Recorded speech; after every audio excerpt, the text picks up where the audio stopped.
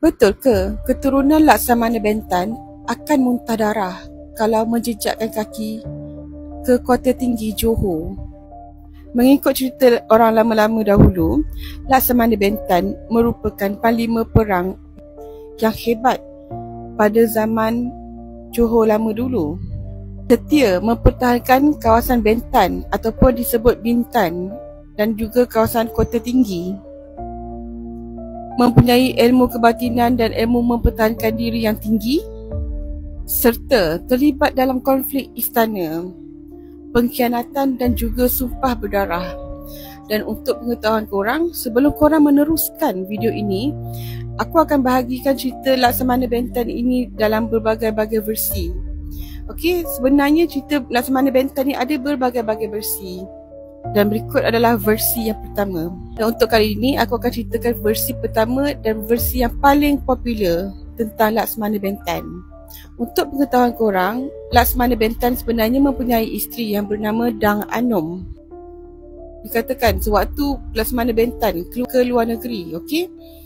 Pada ketika tu, isteri Laksamana Bentan sedang hamil. Kebetulan pada waktu tu, pada zaman pemerintahan Sultan Mahmud Shah II, okey, entahkan dayang istana lah untuk menyediakan buah nangka untuk santapan baginda.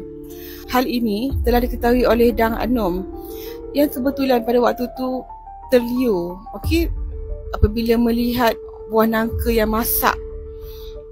Pengetahuan baginda, Dang Anom telah curi-curi makan buah nangka.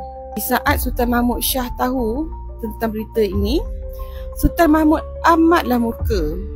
Ditambahkan pula pada waktu tu sebenarnya adalah berlaku sedikit politik dalaman. Memang ada orang-orang yang tidak berpuas hati dengan Laksamana Bentan kerana kepakaran beliau mengemudi laut dan juga menggunakan laluan alternatif sungai. Tetapi disebabkan orang kata pada waktu tu Sultan Mahmud Shah telah dihasut oleh orang-orang kuat, Sultan Mahmud telah menjatuhkan hukuman yang mana teramatlah kejam. Baginda telah menitahkan untuk membelah perut Dang Anom yang ketika tu sedang hamil. So kau faham lah, bila kau dah tak sampai kau dah belah perut tu, dah mestilah, dah confirm lah Dang Anom tu pun meninggal. Ini hanyalah diketahui oleh Laksamana Bentan sewaktu Laksamana Bentan pulang ke Bentan atau Bintan. So, dan di saat orang kata Laksamana Bentan tahu akan hal ini, Laksamana Bentan hilang arah. Dan dikatakan pada saat Sultan Mahmud hendak pergi ke masjid untuk tunaikan solat Jumaat, terus menghunuskan keris, terus menikam baginda pada waktu tu.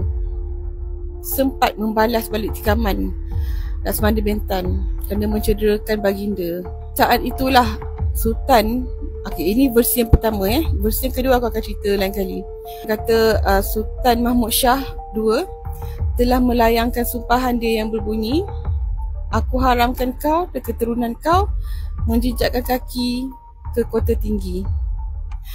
Jika ada di antara keturunan kau yang menjejakkan kaki di tanah ini, di bumi ini, nescaya keturunan kau akan muntah darah. Okey, ini adalah versi yang pertama. Sebenarnya tentang Laksamana Bentan ni bukanlah cerita sejarah, tetapi lebih kepada cerita legenda dan cerita yang disampaikan dari mulut ke mulut. Korang berminat untuk versi kedua? So, silalah follow. Terima kasih.